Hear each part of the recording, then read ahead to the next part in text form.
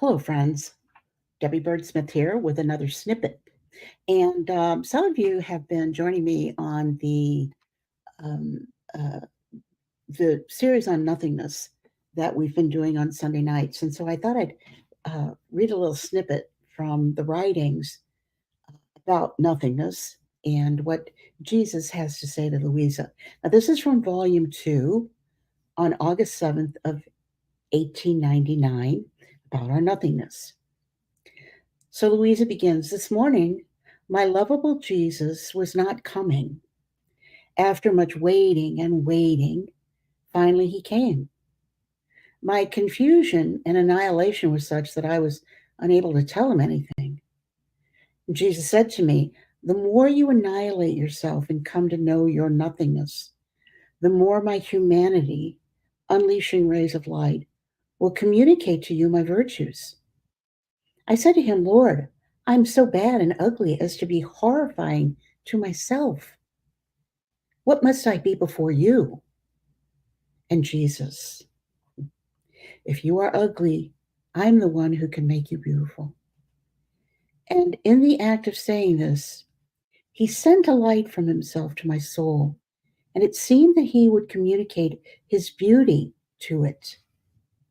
Then, embracing me, he began to say, how beautiful you are, but beautiful of my own beauty. This is why I am drawn to love you.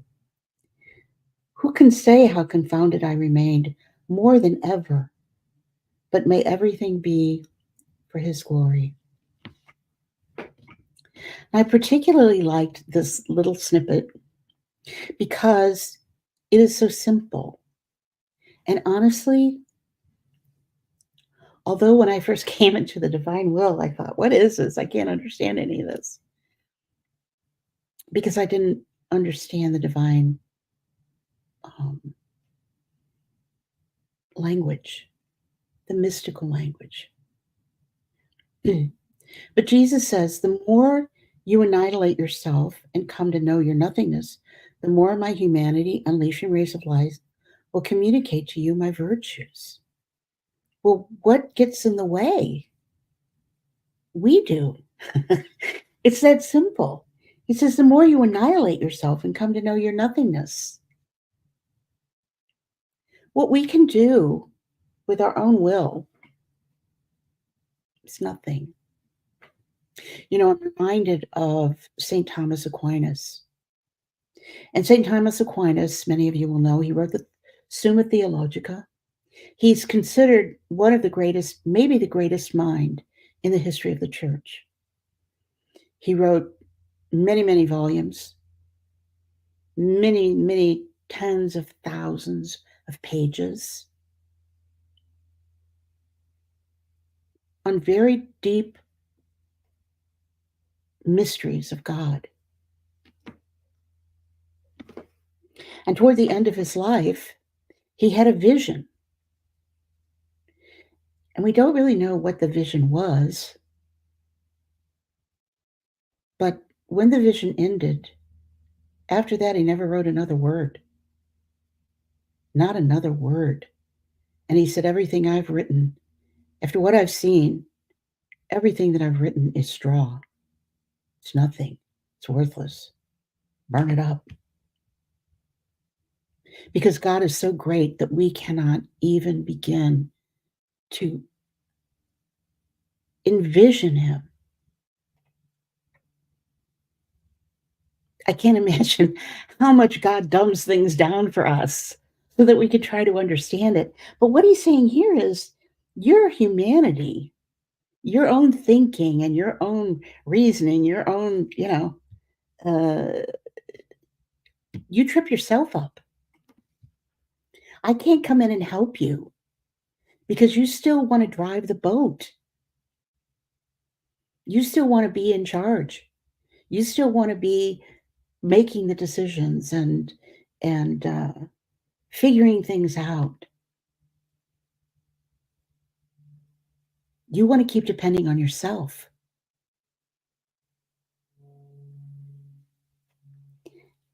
And he said, the more my humanity unleashing rays of light, The more you come to know your nothingness, the more my humanity, unleashing rays of light, will communicate to you my virtues. Jesus is God and man. So he knows about virtue. He knows what it means to have to um, uh, uh, cultivate virtue, do the right thing, learn the right thing, and then do the right thing, how to overcome temptations. Jesus was tempted. The desert took him out, he went on the desert for 40 days and the devil followed him around and tried to get him to do whatever. He was hungry, he was tired, he was hot, he was thirsty. For a moment, it must have sounded pretty good to turn the rock into water.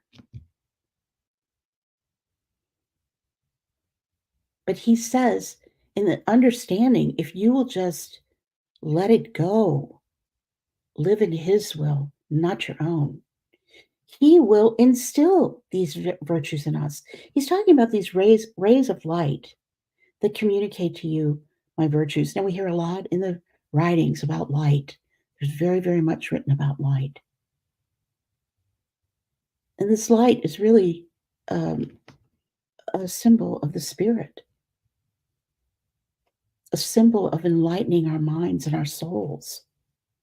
He sends us this light, and we're infused with knowledge or understanding, inspiration. We're infused with loyalty. We're infused with desire for God, desire for the Holy Eucharist, desire for prayer, desire to live in his will and not in our own will. Because our will is strong. And if you don't believe that our will is strong, believe me, God can take everything else away from us, but he won't take away our will. And I always say, if you don't believe that, go into a nursing home where no one has memory or intellect left. But you'll find out they still have will. They still want to fight back. They still want their own will, their own way. Because this is the one thing that we truly, truly own. God gives it to us and he doesn't take it away. He wants us to lay it down for him. So she says to Jesus, I'm so bad and ugly. He says, well, if you're ugly, I'm the one that can make you beautiful. I'm the one that can change that. I'm the one that can restore you to the beauty to which God intended you in the first place, and that you interrupted because of your sin and your will. Lay down your will, live in my will, and I'll fix it. I always like to say, God makes a way where there is no way. Sometimes we're in a situation we think this isn't fixable. Well, God always makes a way where there's no way. We don't always understand that that's what he's doing, but he does. So I just wanted to give you this little snippet. And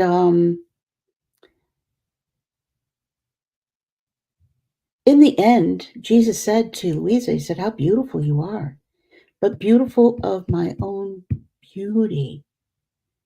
I will make you beautiful in my eyes. And what's beautiful in God's eyes is it's not the same as what's beautiful in the world's eyes. We want godly beauty. We want holy beauty. So I hope that you'll take this. Again, it's volume 2, August the 7th of 1899. And maybe you want to just go to that reading and just read over it, pray over it a little bit, and meditate on it. And on your own nothingness, annihilating your own will. Nobody said it was easy, but certainly it's worth it. The exchange of our will for his, there's no comparison. So thank you. God bless you. Keep on living in his will. Bye-bye.